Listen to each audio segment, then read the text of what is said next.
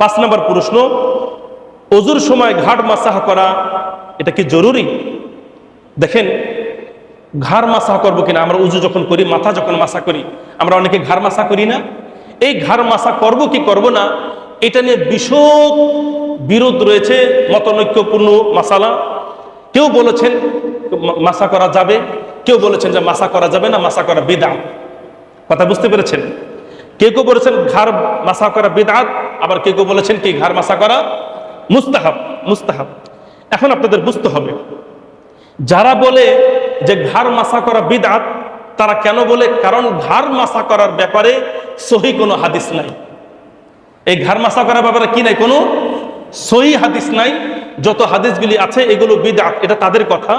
তারা বলে যেহেতু ঘাড় মাসা করার হাদিসগুলি সহি না, জয়ীফ হাদিস, সুতরাং জয়ীফ হাদিসের উপর আমল করা যাবে না। এই কারণে উনরা বলেন যে ঘাড় মাসা করা যাবে না, ঘাড় মাসা করা বিদআত। আর যারা বলেন যে ঘাড় মাসা করা মুস্তাহাব, তারা মূলত জয়ীফ হাদিসের উপর আমল করেন।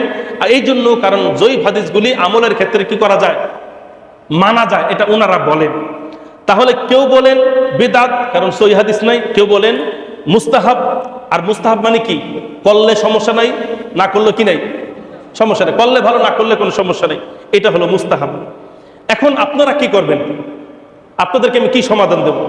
আপনাদের সমাধান হলো, যদি কেউ না করে, এই গর্দান মাসাকে যদি উযুর সময় না করে, তাহলে সে কি হবে না? কোনো গুনাহগার হবে না। ভালো করে মাথায় রাখেন।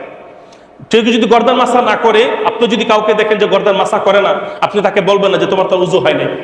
উযু না হওয়া, গর্দান মাসা করা না করার সাথে উযুর কি নাই? কোনো না হওয়া না হওয়া সম্পর্ক নাই। এটা ক্লিয়ার করে রাখেন, এটা পরিষ্কার।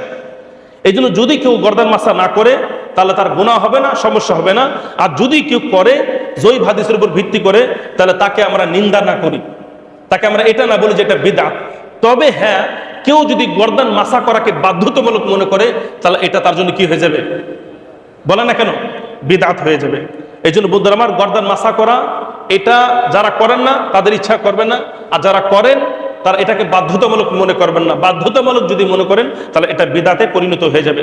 কারণ মুস্তাহাব আমলকে যদি আপনি ফরজের মতন গুরুত্ব দেন, তখন সেটা আর মুস্তাহাব থাকে না। আর কোনো বিধানকে পরিবর্তন করলে সেটা কি হয়ে যায়? বিদআত হয়ে যায়। ওমা তাওফিক ইল্লা বিল্লাহ।